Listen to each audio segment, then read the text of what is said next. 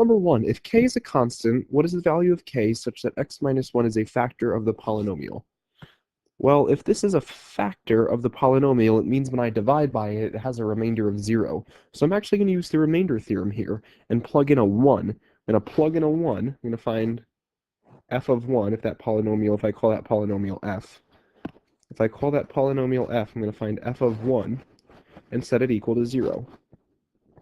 I'm plugging in 1 for x,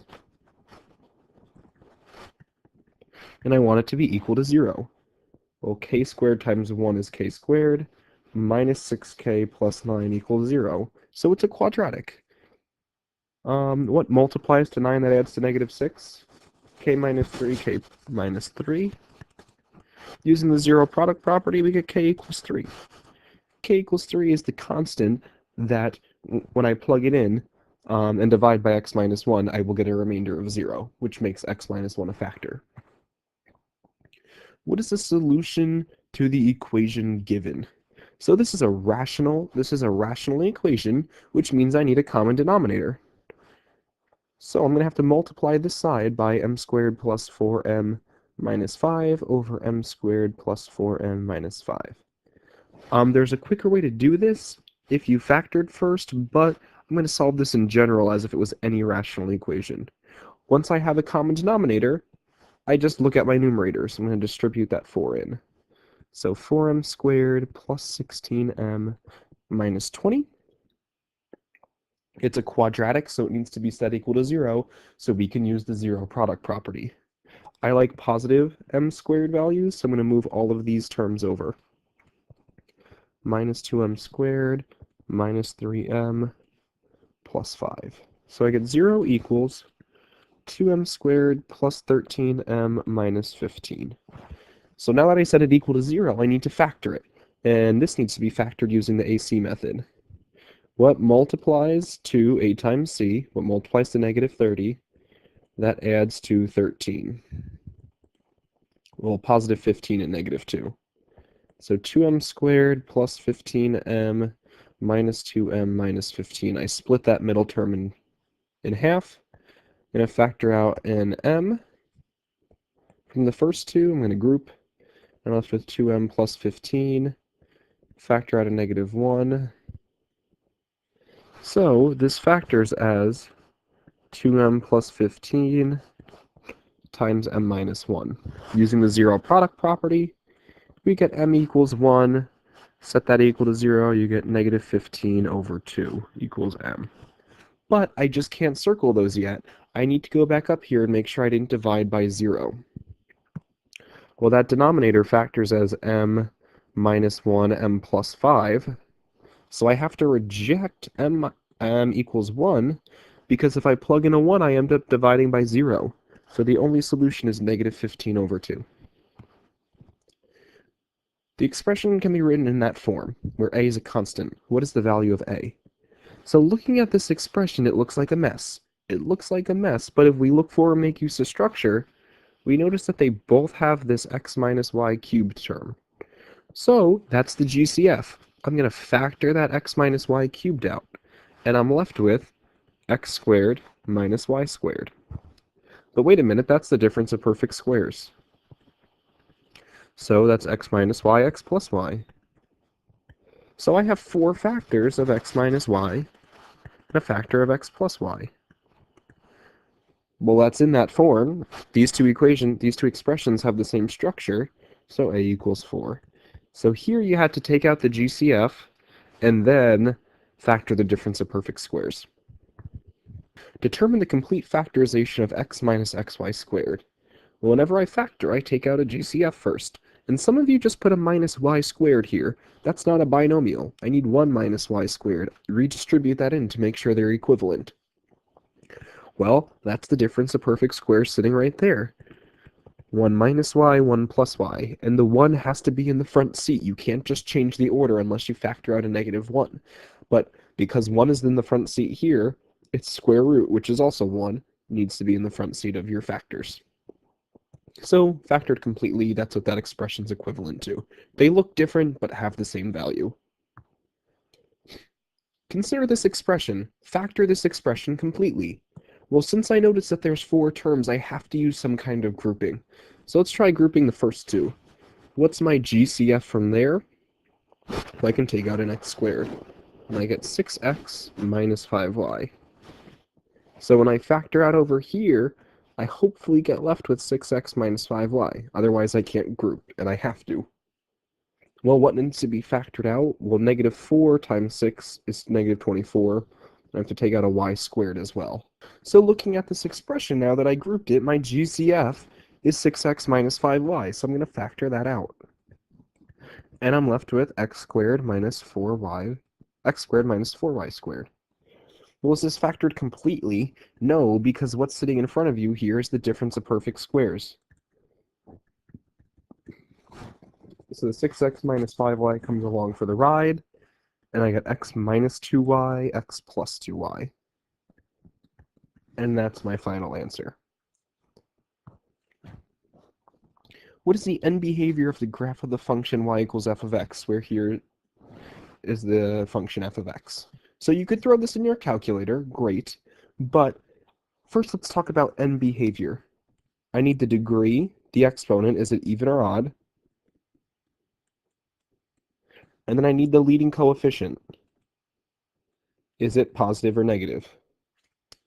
Those are the 2 factors that determine end behavior. The degree, is it even or odd, and the leading coefficient. If I was to multiply this all out, I would get x to the third from multiplying those 2 terms together, and the leading coefficients too. So I have a positive leading coefficient and an odd degree. Hopefully you're going through your dance moves right now and say, odd degree positive looks something like that. So which of these phrases here describe this end behavior? We could figure out what happens in the middle, but I don't care about that. I care about what happens at the end of the function. As x goes to negative infinity, as x gets really negative as I go this way, my function values go down. So as x goes to negative infinity, f goes to negative infinity. So choices 1 and 2 are gone. And yes, I know that should be a 4. And as x goes to positive infinity, where is my function going? It's getting really positive. My outputs are getting positive.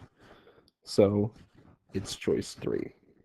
You could have graphed this too and got the picture of the graph from your calculator. But you need to know even or odd degree, and then a positive or negative leading coefficient. Use inspection to find this quotient. Well, the numerator looks awfully like the denominator, so let's make the numerator look like the denominator. Well, if only that was an x squared plus 3. So I'm going to split up that 4 into 3 plus 1. All I did there was I took 4 and tore it apart. So now I'm going to distribute, I'm going to divide. I get x squared plus 3 over x squared plus 3. Plus 1 over x squared plus 3. I took the fraction and I broke it into 2 parts. We all know that x squared plus 3 over x squared plus 3 is 1, plus 1 over x squared plus 3. That's the final answer. If you did long division, you would get the same answer as well. Inspection just makes it a little bit easier. 8. Find the solutions to the equation below. So this is a rational equation. Why is it a rational equation? Because it's a fraction. I need to make sure I don't divide by 0 ever. So x minus 7 cannot equal 0, so x cannot be 7. I can't have a 0 in the bottom, so x can't be 0. And then I'm going to have to factor this at some point. So I might as well factor it now and see that that's x times x minus 7, and I already covered those restrictions. So to solve a rational equation, I get a common denominator. My common denominator is everyone needs to have a factor of x, and everyone needs a factor of x minus 7. So this first term needs to get multiplied by x. This next term over here needs to be multiplied by x minus 7 over x minus 7. And that term already has the common denominator. So now we just look at the numerator. X times x minus 3 minus 1 times x minus 7 equals 28. X squared minus 3x minus x plus 7 distributing here equals 28. Combine like terms and set it equal to 0. X squared minus 3x minus x gives me minus 4x minus 21 equals 0. Now that it's set equal to 0, I can factor and get x equals 7 and x equals negative 3. But we always need to check. X cannot equal 7, otherwise you would divide by 0. So we reject that. That's an extraneous solution. It's extraneous. It's a solution to the transformed equation, but not a solution to the original equation. So our only solution is x equals negative 3. Find this quotient. Well, to find a quotient, I could try to factor the top and divide, and hopefully there's a factor of x minus 3, or I could just jump to division. I'm going to do reverse tabular here. Sorry, long dividers, just to save some space. The key thing, regardless of which method you do, you need a placeholder. You need a 0x term. So I know from this box there is a 2x cubed, 2x squared times x is 2x cubed, 2x squared times negative 3 is negative 6x squared. I want negative 11 of them. I currently have negative 6, so I need negative 5 of them up there. And I restart the process. If you did long division, you have these exact same steps in your box, in your actual long division process. Negative 5x times x is negative 5x squared. Negative 5x times negative 3 is 15x.